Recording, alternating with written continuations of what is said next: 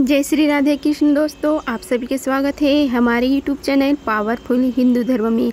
आज हम आप सभी को ज्येष्ठ महात्मा की कथा अध्याय 8 का रसपान कराएंगे, जिसमें पार्वती व्रत की उपासना का महात्मा है।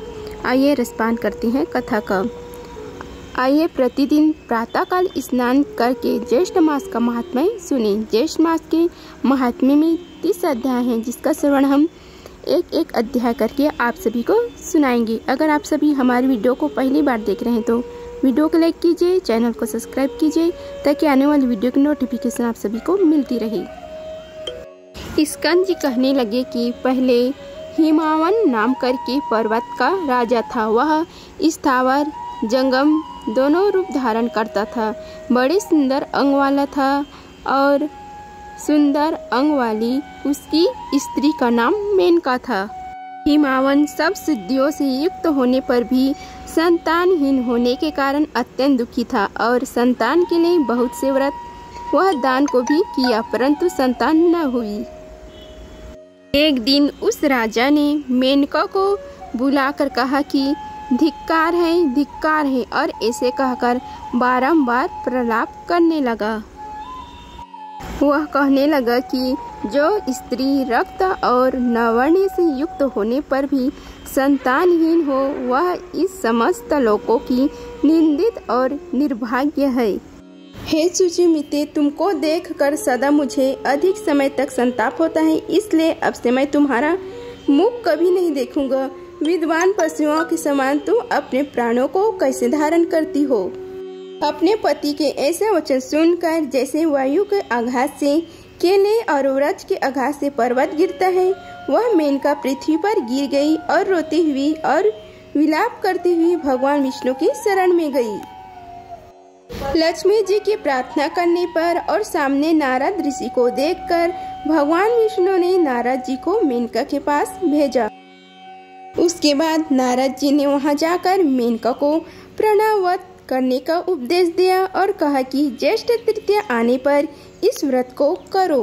नारद जी से उपदेश पाने पर मेनका ने ऐसी पर्वत गुफा जिसको मनुष्य ने कभी नहीं देखा था, जो कि सिंह और व्याघ्रों से युक्त है, वह पतिव्रता वहां जाकर स्नानु के समान नियम में स्थित हो गई तथा भोजन, निद्रा और अन्य किसी भी कर्म को न करके सब कर्मों को त्याग दिया। केवल भगवान विष्णु की गुणमयी और मानसी माया का सदा स्मरण करती रही। यह सब दुष्कर कर्म ज्येष्ठ मास में हुआ।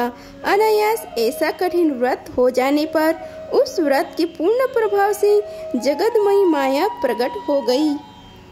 उस माया को देखकर मेनका ने परम भक्ति से उनकी स्तुति की। तब माया ने मेनका को वर मांगने के लिए कहा, तुम्हारी इस मासो उपसार के व्रत से मैं अति प्रसन्न हूँ। तुम कोई भी वर मांग सकते हो। तुम्हारी भक्ति के वशीभूत होकर मैं तुमको जो वस्तु नहीं देने लायक होगी वह भी दूंगी। जगदम्बा के ऐसा वचन सुनकर मेनका अति प्रसन्नता से बोली कि हे देवी, यदि आप मुझ पर प्रसन्न है तो मेरी आंगन में आप प्रसन्न होकर रहे। जगदम्बा कहने लगी, मैं कन्या होकर रहूंगी। ऐसा कहकर फिर कहने लगे कि हे मेनका, तुम्हें एक पुत्र भी होगा। मैं तुमसे एक हित की बात कहती हूँ, सो तुम मेरी आज्ञा से करो। तुमको अनायास ही इस ज्येष्ठ मास के मसो उपवास का व्रत का फल मिल गया है। उसके बाद घर जाकर मेनका ने सारी बात हिमावन से विस्तार पूर्वक कहा और भृगु ऋषि के उपदिष्ट मार्ग से ऐसा व्रत को मेनका ने भी किया तथा इस समाचार को सुनकर हिमावन बड़ी प्रसन्नता और हर्ष के साथ दोनों हाथों से मेनका को आलिंगन कर अपनी गोद में बिठाकर समझाने लगा। उसके पश्चात कुछ काल व्यतीत होने पर मेनका गर्भवती हुई और वशिष्ठ ऋषि ने आकर मेनका का पुष्पवासन संस्कार कराया।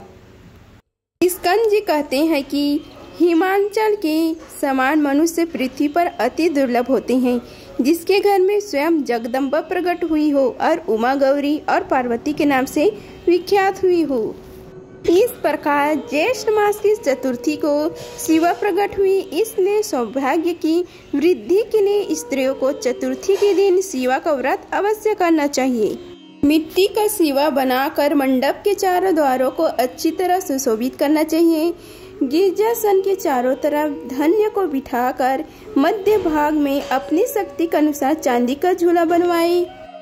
उमा की सोने की प्रतिमा बनवाकर सुंदर झूले में स्थापित करें तथा श्रद्धा अनुसार भक्ति से विधिवत उनका पूजन करें। तत्पश्चात सुहागन ब्राह्मणी का पूजन भी करें और कन्याओं को भोजन करवाएं तथा अनेक सौभाग्य द्रव्य, माला, चंदन से पूजन करें। गाना बाजा तथा कीर्तन आदि से सारा मास व्यतीत करें। नित्य हव्यस्य का भोजन करें और यत्नपूर्वक नित्य कथा सुने। तत्पश्चात फल समाप्ति के लिए उद्यापन करें और गौरभ्यम नमः इस मंत्र से खीर का हवन करें। समस्त कार्य करते समय दूध देने वाली गौ का दान करें। यह स्त्रियों के लिए सौभाग्यदायक गौरी व्रत प्रसिद्ध है। जो स्त्री मोह व चतुर्थी को भोजन करती है वह जन्म जन्मांतर में दुर्भागा होती है। उस दिन इस व्रत की जगत में उमा जयंती नाम से प्रसिद्धि हुई है। इनका ने पुत्र संतान के निमित्त फिर इस व्रत को किया और उसके प्रभाव से महान तेजस्वी पुत्र उत्पन्न हुआ। वह मेनाग नाम से दूसरा हिमांचल नाम कहा जाता है। इति श्री ज्येष्ठ महात्म्य अष्टम अध्याय समाप्तम। आप सभी को हमारी वीडियो पसंद आई होगी तो वीडियो को लाइक कीजिए, चैनल को सब्सक्राइब कीजिए और कमेंट बॉक्स में ओम नमो भगवते वासुदेवाय लिखिए। धन्यवाद। मिलते हैं अगले वीडियो में, तब तक के लिए जय श्री राधे कृष्णा।